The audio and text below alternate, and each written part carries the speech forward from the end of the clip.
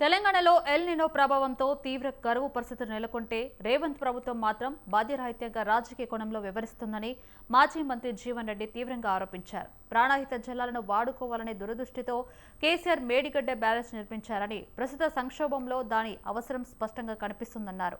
రాజకీయ విమర్శలు పక్కన పెట్టి బ్యారేజ్ సమస్యను తక్షణమే సరిదిద్ది రైతులకు సాగు, తాగునీరు అందించేలా కేంద్ర, రాష్ట్ర ప్రభుత్వాలు ఉమ్మడి కార్యాచరణ చేపట్టాలని జీవన్ రెడ్డి డిమాండ్ చేశారు. బీఆర్ఎస్ హయాంలో 24 గంటల ఉచిత విద్యుత్ అందించామని, నేడు కరెంటు ఎప్పుడు వస్తుందో తెలియక రైతులు అల్లాడిపోతున్నారని మండిపడ్డారు. ప్రతిపక్షాల సూచనలు పరిగణలోకి తీసుకుని ప్రభుత్వం రైతులకు అండగా నిలవాలని, వారి ప్రయోజనాల కోసం తమ పోరాటం కొనసాగుతుందని స్పష్టం చేశారు.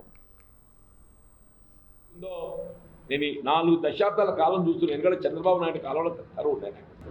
2004కి పూర్వము చంద్రబాబు నాయుడు గారు ముఖ్యమంత్రి ఉండగా నేను కరువు చూసిన. మళ్ళీ ఇప్పుడు కరువు కనబడుతుందంటే మళ్ళీ రేవంత్ రెడ్డి వచ్చినాకంటే కరువు కనబడుతుంది. 2004 వరకు చంద్రబాబు నాయుడు ముఖ్యమంత్రి ఉన్ననాడు కరువు చూసి, మళ్ళీ కరువు మేము అప్పుడు మొత్తం ప్రతి ఊళ్ళో బాయిలు తవ్వినాం. మా తిప్పనపేట గోపాలపేటలో బాయిలు తవ్వినామా నేను, నాకు గుర్తుంది. ఇవాళ మళ్ళీ పుణ్యాత్తుడు ఏదైతుందో అదే చంద్రబాబు నాయుడు మార్గంలో నడిచేటువంటి రేవంత్ రెడ్డి వచ్చింది కాబట్టి మళ్ళీ ఈ గతి వచ్చింది. ఇప్పుడు వ్యవసాయ శుద్ధ దండగా ఉంటాడు. ఎందుకంటే చంద్రబాబు నాయుడు చెప్పిండు వ్యవసాయ శుద్ధ దండగా అని చెప్పిండు. మళ్ళీ వీడు రేవంత్ రెడ్డి ఒకటి 30. మరి నిజంగా వ్యవసాయం అనుకో బంద్ పెట్టుకుంటే ఆ క్రాప్ ఆల్రెడీ డిక్లేర్ చేసి ఇదంతా ఎందుకు పంచాయతీ? నిజంగానే రైతుకి ఏదైతుందో వ్యవసాయం గిట్టుబాటే పరిస్థితి లేదు ఇవాళ.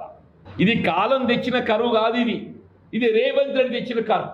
ఇది కాలం తెచ్చిన కరువు కాదు. కాలం తెచ్చిన కరువుని ఎప్పుడు అంటాం?